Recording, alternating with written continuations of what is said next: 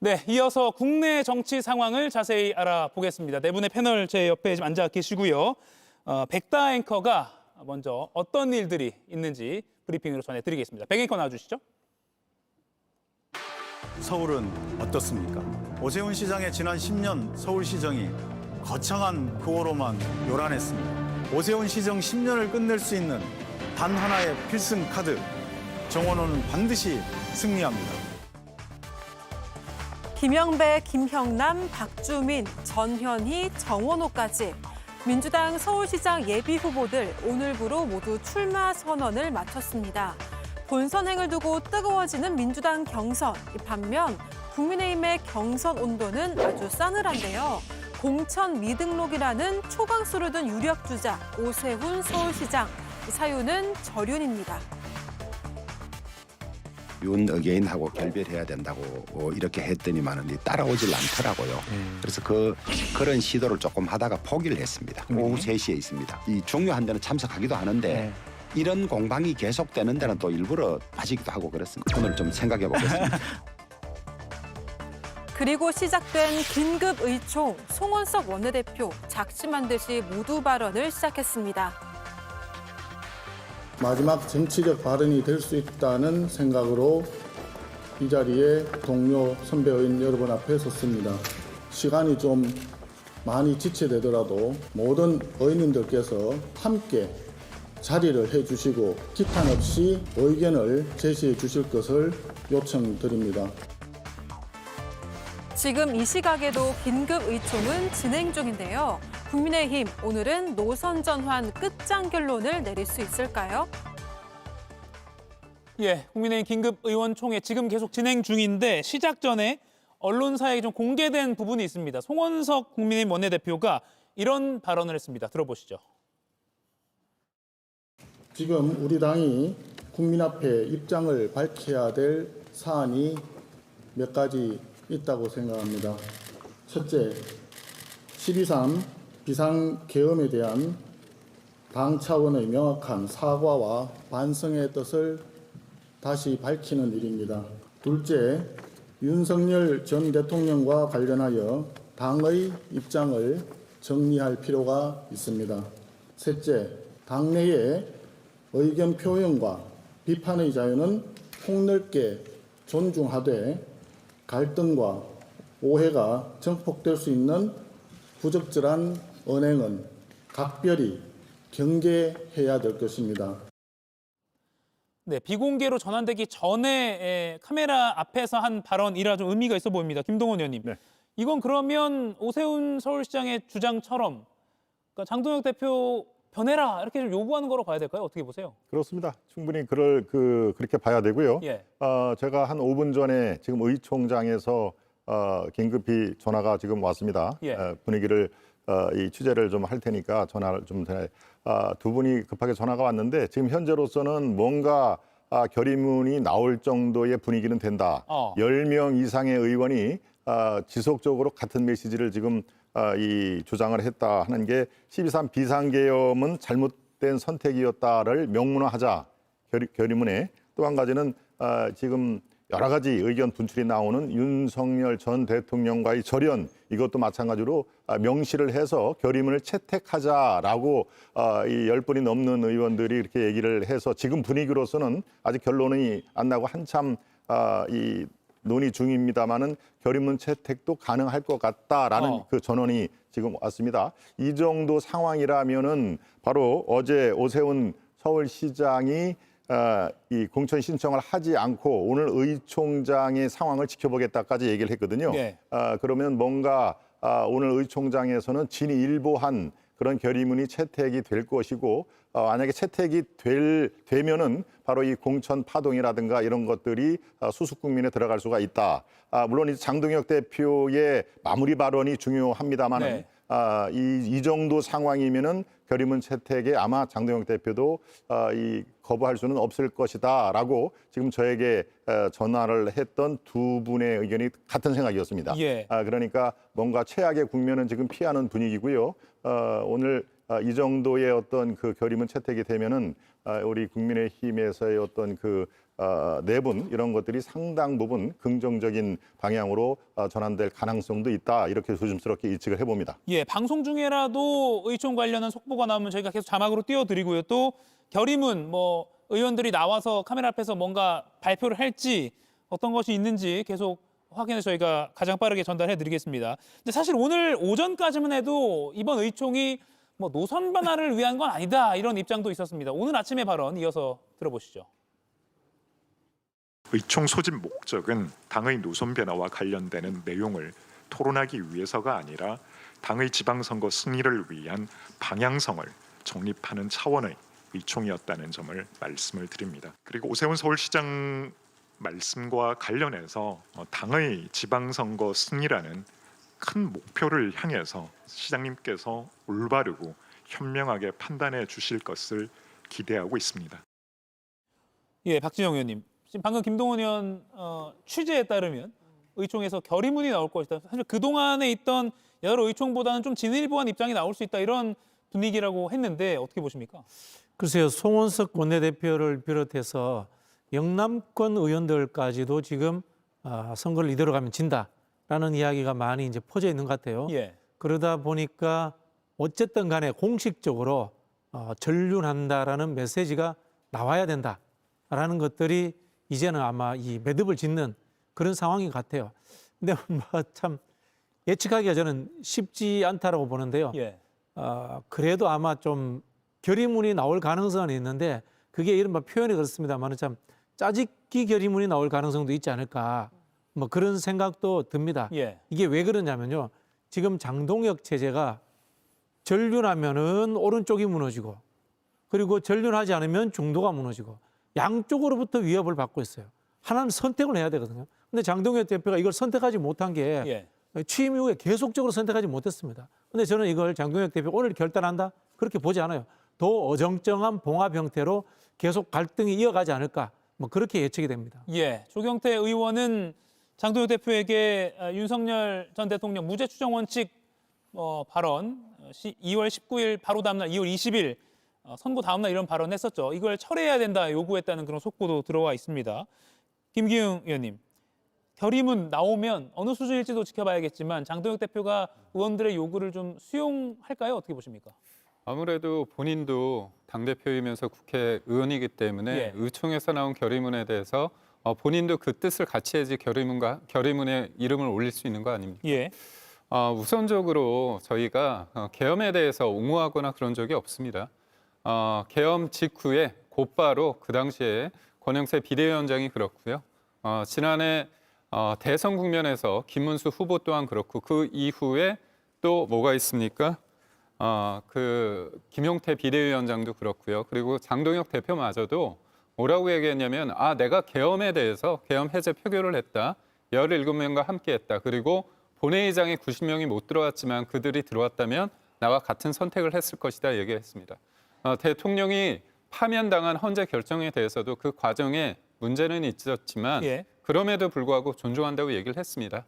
그렇기 때문에 지금 이른바 절연이다, 뭐 계엄을 옹호하는 거 아니냐 이런 부분에 있어서 국민의힘이 일관된 입장을 보였습니다. 다만 국민에 대한 어떤 요구, 국민에 대한 어떤 메시지가 필요하다면 또 낼 수 있는 거죠. 예. 그렇기 때문에 또 선거를 앞두고 있는 만큼 의원총회에서 지난 계엄과 탄핵에 대한 그리고 앞으로 우리가 어떻게 하나가 될 수 있을지 왜냐하면 작은 사소한 차이가 하나가 되지 못하는 서로 간의 당내 분란이 극대화되고 있는 부분에 있어서 많은 당원과 국민이 실망하고 있습니다. 예. 그래서 오늘의 의총을 기점으로 해서 지나간 것에 대한 확실한 결정과 그리고 앞으로 어떻게 우리가 싸울 것인가에 대한 그런 어떤 방향성까지 담아서 결의문이 나오지 않을까 싶습니다. 예. 장현주 의원께 이것부터 질문 드릴게요. 지금 김기웅 의원이 우리는 애초에 호윤한 적 없다. 절윤 메시지 지속적으로 냈다라고 했거든요. 이 입장에 대해서 어떻게 보십니까? 글쎄요, 국민들께서는 부족하다, 택도 없다 이렇게 생각하지 않으실까 생각 듭니다. 왜냐하면 사실 기억하시겠지만 작년에 장동혁 대표가 윤석열 전 대통령 면회에 갔던 장면 모든 국민들이 기억하실 거라고 저는 생각이 들거든요. 그리고 장동혁 대표가 얼마 전에 냈던 그 내란 수계 재판에 대해서 1심 선고가 나오고 나왔던 그 메시지는 뭐 무죄 추정의 원칙을 운운하기도 했고, 그리고 이 판결에 대해서 예. 뭐 양심의 떨림이 느낀다 이런 표현까지 있었거든요. 그만큼 사실상 윤석열 전 대통령의 1심 선고, 특히 내란 수계, 내란 우두머리 혐의로 유죄 판결을 받았음에도 이걸 옹호하는 듯한 그런 입장을 보였기 때문에 국민의힘 당 안팎에서도 여러 가지 목소리가 있었던 것 아니겠습니까? 그렇기 때문에 사실 오늘 국민의힘 의총장에서 어떤 결의안이 나오게 될지 또는 나오지 않을지 뭐 이건 좀 더 지켜봐야겠지만, 사실 이제 와서 결의안이 나온다라고 할지라도 저는 국민들께서 늦어도 너무 늦었다라는 말씀하실 것 같습니다. 결의안의 내용도 중요할 것 같고요. 특히나 만약에 결의안이 나온다라고 하더라도 사실상 말뿐으로는 국민들이 믿지 못하실 것 같고요.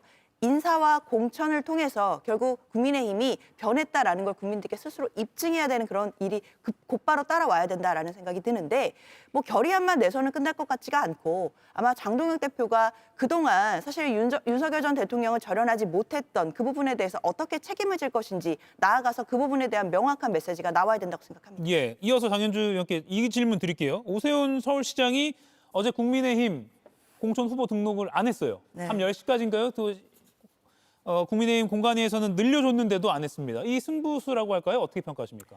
뭐 승부수까지는 아니고요. 오세훈 시장으로서는 어쩔 수 없었던 것 아닌가라고 생각이 듭니다.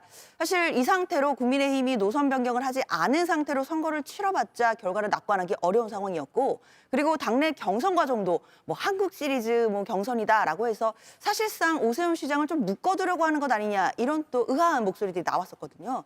그렇다면 오세훈 시장 입장으로서는 사실 국민의힘의 이런 공천 과정을 그대로 끌려가다 보면 본인에게 불리할 수밖에 없다라는 생각을 했던 것 같고, 그래서 당의 노선 변경을 좀 주도적으로 요청했던 것으로 보입니다. 만약에 이게 받아들여진다라고 한다면 본인이 주도해서 국민의힘의 노선을 변경한 것이 되니까 사실 그동안의 판을 좀 뒤흔들어 볼 수 있는 그런 장점이 있을 거라고 판단했을 것으로 보이고요.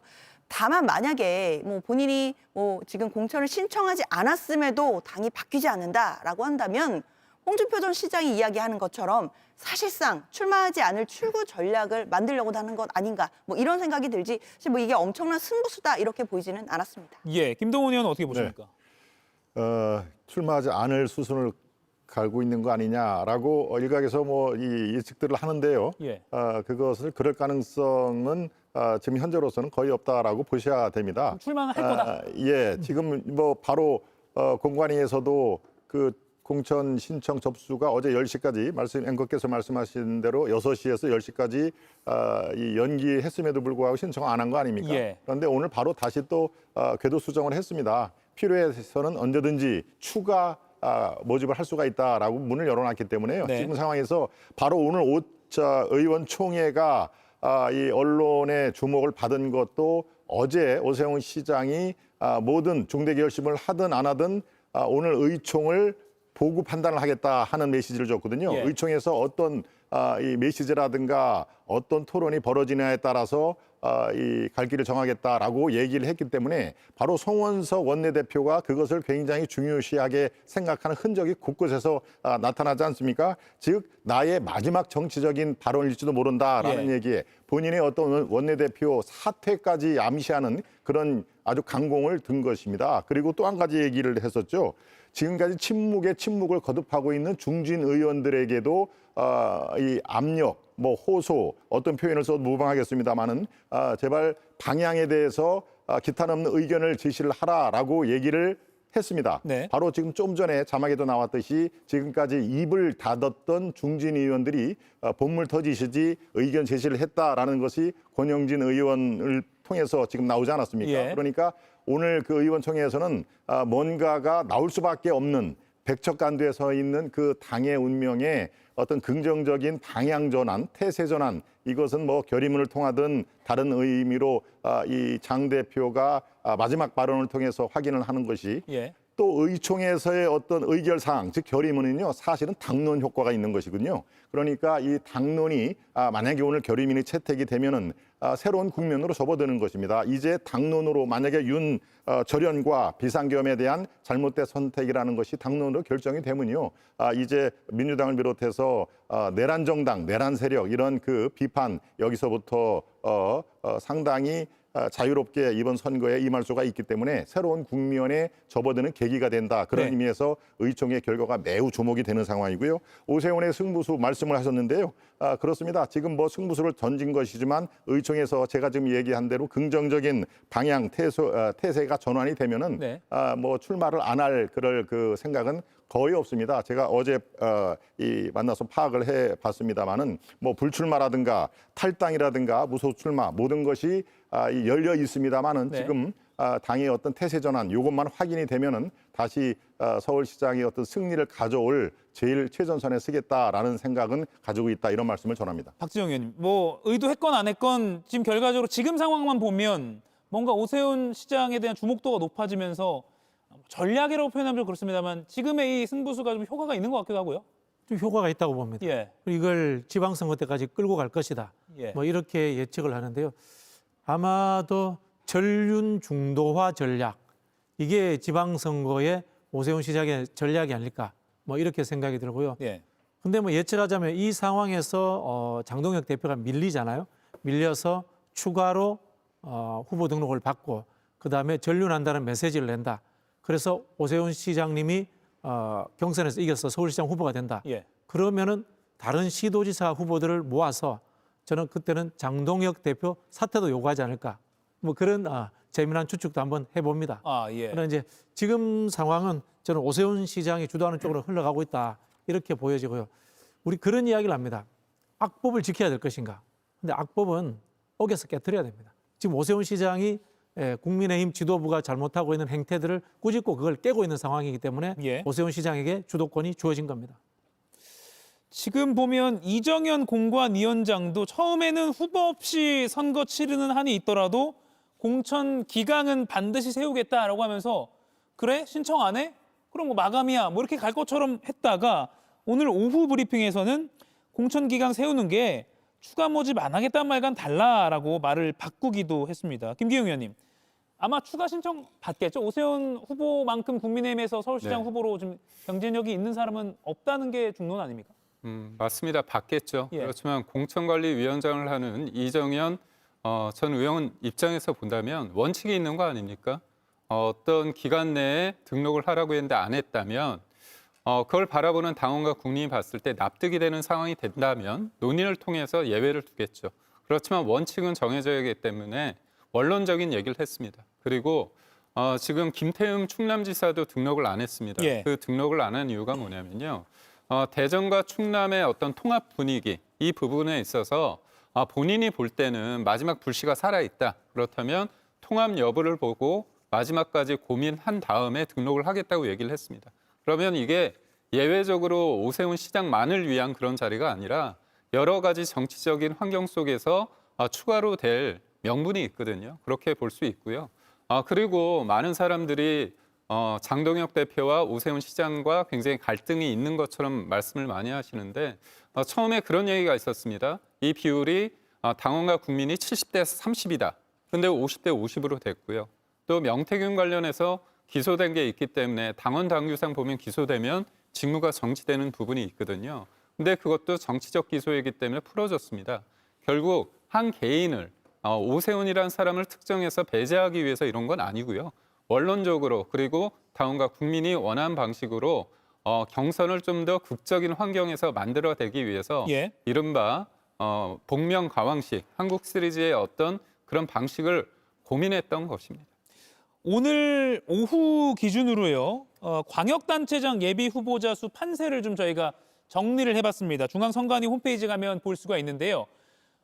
숫자로 제가 표시를 해봤습니다. 예를 들어서 경기 같은 경우는 민주당은 예비 후보 등록이 1명 뭐 이런 식으로 좀 보시면 되는데 보면 아직 예비 후보자긴 합니다만 여야 차이가 확연합니다. 민주당은 총 22명, 국민의힘은 14명이고 야권은 그마저도 대구 경북 지역에만 숫자가 좀 뭐 4명, 3명 이렇게 보이고 충남 0명, 세종 0명, 서울, 경기 0명 이렇게 보이실 겁니다. 이래서 이정현 공관위원장이 한 발 물러선 거 아니냐 이런 표현도 나오기도 하고요. 장현주 의원님, 네. 윤상현 의원이요. 이대로 가다가 국민의힘이 TK 자민련으로 쪼그라들 거다라는 비판을 하기도 했거든요. 근데 이 말씀을 윤상현 의원이 했다라는 점이 저는 조금 당황스럽습니다. 예. 지금의 상황, 지금의 국민의힘이 뭐 TK 자민련으로 쪼그라드는 것 아니냐 이런 자조적인 말이 나오는 상황에 윤상현 의원이 일조한 게 없으실까요? 그렇다면 이런 얘기보다는 지금의 당 상황을 어떻게 풀어나가야 될지를 당의 중진 의원으로서 좀 더 구체적인 이야기 또 그리고 좀 더 뼈를 깎는 혁신의 이야기 이런 부분들이 나와야 될 것 같은데 그냥 마치 뭐 본인은 일조한 게 없는 것처럼 저렇게 자조 섞인 이야기만 나오는 부분에 대해서는 저는 국민의힘 당 안팎에서도 좀 저는 실수가 나오는 이야기 아닐까라는 생각은 듭니다. 사실 지금 국민의힘을 관통하는 키워드는 기강 잡기인 것 같거든요. 예. 뭐 윤리위가 정말 열일을 하고 있고 그리고 공관위도 기강을 잡겠다라는 이야기를 뭐 오전까지 나왔었습니다. 후보가 없더라도 공천 기강을 잡겠다라는 말을 보고 많은 분들이 좀 깜짝 놀라셨는데요. 공관위는 그 자체가 목적이 아닙니다. 당연히 선거를 위해서 좋은 후보들을 내기 위한 수단으로 공관위가 있는 것이지 공관위가 공천 기강을 잡기 위해서 존재하는 곳은 아니거든요. 그럼에도 물론 오후에 들어와서 필요하면 추가 접수를 받겠다라고 입장을 조금 선회하긴 했지만 적어도 지금 국민의힘이 선거를 뭐 관리하는 모습을 본다든지 또는 이제 윤리위가 돌아가는 모습을 본다든지 이런 부분에 있어서 좀 시스템 자체가 조금은 망가져 있는 것 아닌가라는 우려가 들고 예. 이런 부분들은 물론 상대당이지만 솔직히 여야가 좀 균형 있게 제대로 정당이 돌아가야만 사실은 여야의 그 양쪽 날개로 또 국회가 잘 운영될 수 있는 것인데 그런 부분에 있어서는 상당히 우려스럽다라는 말씀 드려야겠습니다. 예, 이 시각 국민의힘 의원총회가 계속 진행 중이고요. 결의문을 낼 수 있다라는 김동원 의원의 취재도 있었는데요. 속속 그런 관련 기사도 좀 올라오는 것 같습니다. 실제로 결의문이 작성될지 또 발표가 될지 어떤 내용이 담길지 주목되는 그런 상황입니다. 윤 전 대통령에 대한 확실한 절연을 다시 한번 표명하자, 국민들 앞에 사과하자 뭐 등등의 메시지가 담길지 주목됩니다. 앞서 중앙선관위 자료, 광역단체장 예비 후보자 표시한 걸 보면 김동원 의원님, 예. 세종시를 보면요. 보면 민주당은 5명이 예비 후보자 등록을 했는데 세종은 0입니다. 네, 그렇습니다. 이거 어떻게 해석해요? 0이지만 우리 시청자 여러분께서 혼란스럽게 그러면 뭐 전혀 지금 지원 의사가 없다는 얘기냐? 그건 아니고요. 예. 세종에는 세종 그 시장이 현재 국민의힘 소속입니다. 예. 현직은 5월 중순까지 현직을 유지를 할 수가 있거든요. 예. 그러니까 그분은 지금 아직 신청을 안 했다는 얘기고요. 타 후보는 지금 후보 인물난을 겪고 있다. 그래서 0이라는 숫자가 나오고 예. 현재 최민호 이 세종특별시장을 중심으로 지금 다시 이 고토를 회복하기 위한 그 전략으로 하는 걸로 알고 있는데요. 네. 근데 사실은 무척 어렵습니다. 저도 충북 청주의 당협위원장을 맡고 있습니다마는 바닥 민심을 누구보다도 잘 압니다. 네. 그리고 최근 며칠 동안 많은 유권자들을 만나고 온 상태인데요. 정말로 바닥 민심은 어렵습니다. 이 충청도 사투리로 왜 그러는겨? 왜 서로 싸우는겨? 라는 얘기를 곳곳에서 예. 들립니다. 그러니까 단전에서 올라오는 목소리 같습니다. 예, 그렇습니다. 지금 이대로는 선거를 못 치른다라는 그런 것들이 바로 충청도는 뭡니까? 항상 그 스윙보터 아닙니까? 특정 지역 정파에 마음을 주지 않고 그때그때 어떤 시대 정신을 따라서 움직이는 그 표심인데요. 지금 상황에서 국민의힘이 충청에서는 매우 어렵다 하는 그 반증입니다. 지금 이제 세종의 0이라는 숫자가 상당히 충격적일 텐데 바로 그런 의미에서 현직 시장을 중심으로 다시 고토 수성을 하는 전략은 있다. 뭐 청주시도 마찬가지고 충북지사도 마찬가지입니다만은 더더군다나 한 가지만 말씀드리겠습니다. 이 대전 충남 특별법에 의해서 이 민심이 상당히 지금 아주 바닥을 기어갖고 있거든요. 지금 예컨대 광주 전남 특별법은 뭡니까? 20조 원을 예산 폭탄을 쏟겠다라고 하는데요. 민주당에서 만든 그 대전 충남 특별법에는 그런 게 빠져 있습니다. 이게 임의조항입니다. 예산을 줄 수도 있고 안 줄 수도 있다는 그런 얼기설기한 거기 때문에 바로 이 충청 홀대론 우리는 핫바지인가라는 것들이 여기저기서 나와 있습니다. 현재로서는 바닥 민심이 국민의힘에 외면하는 상태지만 바로 이 같은 홀대론이 지금 앞으로 3개월 동안 어디로 튈지는 모른다. 그런 의미에서 조심스럽게 바로 오늘의 의총을 지켜보는 심정입니다. 박진영 의원님, 참 서울 다시 한번 지켜보면 지금 민주당 패널계 국민의힘 분석을 이렇게 여쭤도 죄송하지만 상황이 그렇다 보니까요. 나경원 의원, 신동욱 의원 뭐 많이 언론에서 거론이 됐는데 역시 등록을 하지 않았어요. 의원직 못 걸겠다 뭐 이걸까요? 그렇죠. 뭐 백의종군하겠다 이런 분도 있고 예. 당에 헌신하겠다 이런 이야기도 하시는데요. 백의종군을 한다면은 공직을 그만둬야 되겠죠. 예. 뭐 국회의원도 그만둬야 되는 거고 그다음에 제가 알기로 나경원 의원은 지금 당직도 맡고 있는 걸로 알고 있어요. 지방선거 기획단장 그런 거 맡고 계시죠. 그런 거 이제 다 내려놔야지 백의종군이죠. 백의종군이 아니죠. 그리고 당에 헌신한다고 하면은 힘들 때 출마해 줘야지 헌신이죠. 힘들 때 나 몰라 하면 헌신이 아니죠. 외면하는 기회주의적 처신이죠. 2022년에 김은혜 그 당시 이제 청와대 대변인이 예. 우격 따짐으로 경기도지사가 된 거 보셨죠? 그런 건 헌신이 아니에요. 유리할 때 나가면 헌신이 아니에요. 불리할 때 나가는 게 헌신이다. 그런 부분에서 요즘 우리 정치인들이 전에 뭐 이준석 대표가 이야기했던 것처럼 선당후사하고 헌신하는 정치는 아무도 없구나. 라는 뭐 그런 생각이 듭니다. 예. 씁쓸합니다. 당을 떠나서는. 김경희 의원님, 구인난은 맞는 것 같고요. 구인난에 좀 이렇게 언론에 거론되던 정치인들이 조금 나서주면 좋겠는데라는 여론도 있거든요. 제가 봐도 좀 나섰으면 예. 하는 바람이 있습니다. 예. 그런데 이게 본인이 당 후보가 돼서 본선에서 이기는 게 가장 좋겠죠. 예. 하지만 본인이 아니더라도 예를 들어서 오세훈 시장이 만약에 당 후보가 됐을 때 오 시장의 승리를 위해 이게 서울의 승리가 어떻게 보면 이번 지방선거에 있어서 바로미터가 전 될 수 있다고 보고 있거든요. 그렇다면 내가 경선을 뛰지 않더라도 그 과정에서 할 수 있는 것들을 찾아가면 됩니다. 네. 경선이 아름다운 경선이 되는 게 제일 좋겠지만 저도 예전에 총선 경선을 뛰어봤지만 경선을 하다 보면 아무래도 이기기 위해서 상대를 좀 자극하는 메시지를 내게 됩니다. 그렇기 때문에 전체적인 승리를 위해서 경선보다는 본선에서 내가 할 일을 찾아서 하겠다. 나 아니면 안 된다는 그 오만을 벗어나서 리더가 아니라 팔로우십을 통해서 더 큰 승리에 내가 일조하겠다 한다면 예. 그 부분에 대해서 그거를 비난만 할 일인가 그렇게 생각을 하고요. 무엇보다도 민주당 같은 경우는 지금 경선 없이 이른바 이재명 대통령의 픽으로 해서 이른바 뽑기로 해가지고 지금 전략 공천이 이루어지고 있지 않습니까? 그렇다면 민주당의 비판대로 한다면 그건 뭡니까? 헌신도 아니고 그런 게 어떻게 보면 서로 간에 다음을 자리를 약속한 나눠먹기라고 비판을 할 수 있는 거 아닙니까? 그게 아니라면 국민의힘의 이런 움직임 또한 사사롭게 볼 게 아니라 더 큰 승리를 위해서 지금부터 협조를 하고 같이 하겠다는 그런 긍정적인 메시지로도 볼 수 있다고. 예. 이재명 대통령의 픽으로 세 명이 그 뭐 앞뒤가 안 맞는 이제는 말씀 같은 게요. 말씀해 주셔야 될 것 같아요. 뭐 예를 들자면 강원도에는 여론조사 1등 나오던 이광재 전 지사가 후보 등록을 그만했잖아요. 안 했잖아요. 네. 그건 본인이 지사도 한번 해봤던 경험이 있으니까 새로운 인물인 우상호 수석이 여론조사도 잘 나오니까 어차피 이기는 곳이니까 양보한 겁니다. 이거야말로 헌신이에요. 그걸 이제 픽이다라는 표현은 적절치 않고요.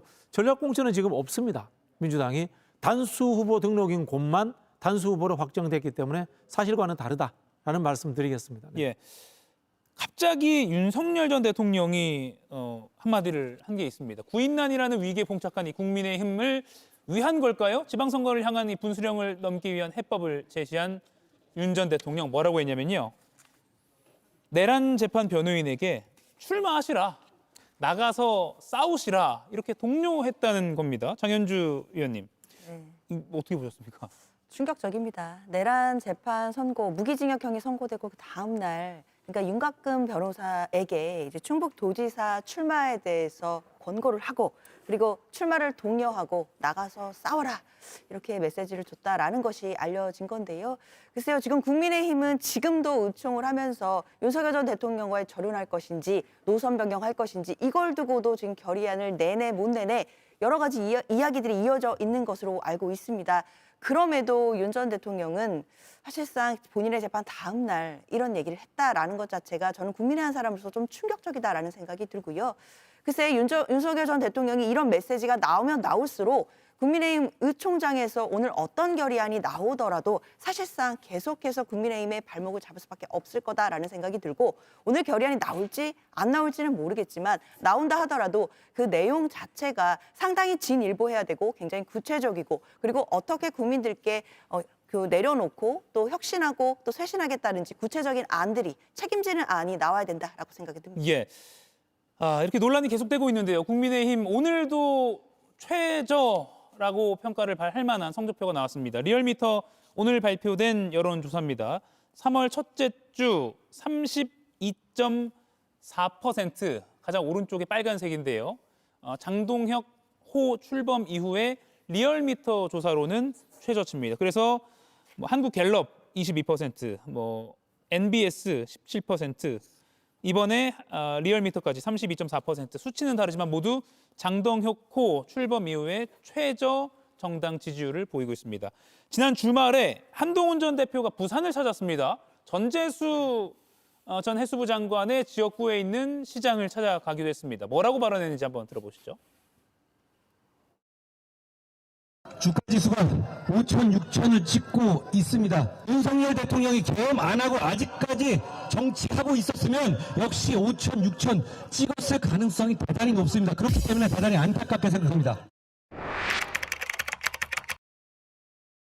단체로 긁혀가지고 저러는 것 같은데요. 보수 정권이 중단되지 않았다면, 저는 그랬다면 지금 이렇게 전 세계적인 반도체 사이클로 인한 주가지수가 올라가고 이렇게 이 상황을 보수 정권이 맞을 수도 있었겠다라는 안타까움을 표현한 겁니다. 예, 긁혔다고 표현한 당사자일 수도 있겠죠. 정청래 민주당 대표는 뭐라고 했는지 추가로 들어보시죠. 열랑거리는 발언을 제가 접하면서 이게 무슨 개그 콘서트 대상가 그런 생각을 좀 했습니다. 하나만 한 얘기죠. 그러면 윤석열 전 대통령은 재임할 때 왜 코스피 3천 못 찍었어요? 최고위원님들이 앞으로 이분 얘기하는 건 별로 신경 쓰지 마시고 발언을 좀 자제해 주시기 바랍니다. 의미가 없고요. 예, 그렇습니다. 네, 박진영 의원님. 한동훈 전 대표의 발언과 정 대표의 발언. 맞는 말씀이죠. 우리 한동훈 전 대표는 달나라 사시는가 봐요. 네. 3차례에 걸친 상법 개정이 이재명 정부에 있었고요. 지속적으로 주식에 대해서 부양책을 썼습니다. 그리고 부동산 규제를 통해 가지고 부동산에 있는 자금이 주식으로 옮겨가도록 했고요. 경제에 대해서는 말할 필요도 없습니다. 제가 좀 속되게 달나라 계시냐 이런 표현을 썼는데요. 원래 이분이 윤석열 나라에 같이 사시던 분이에요. 윤석열 정권의 넘버 2입니다.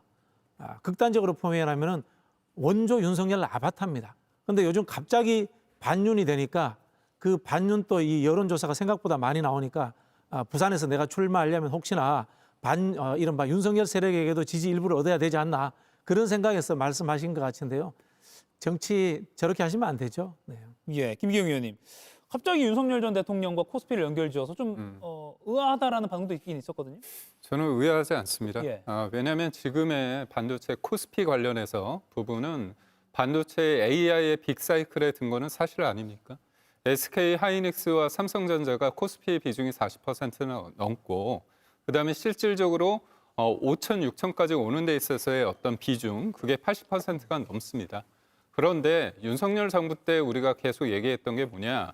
반도체 특별법의 52시간 예외입니다. 중국은 996이라고 해서 오전 9시부터 밤 9시까지 6시간 R&D 연구를 할 수 있지만 우리는 52시간 예외입니다. 그리고 노란봉투법 관련해서 지금 조선 관련해서 힘든 부분이 있는데요. 노란봉투법 기업의 어떤 발목을 잡는 이 부분이 해소된다면 더 뛸 수 있는 거죠. 그리고 지금 삼성전자와 하이닉스 이런 반도체뿐만이 아니라 지금 주가에 있어서 큰 역할을 하는 게 방산과 원전입니다. 예. 그리고 조선입니다. 그 당시에 윤석열 정부 때 세일즈 외교를 통해서 방산 관련해서 그때 폴란드와 중동에 많은 수출을 했고요.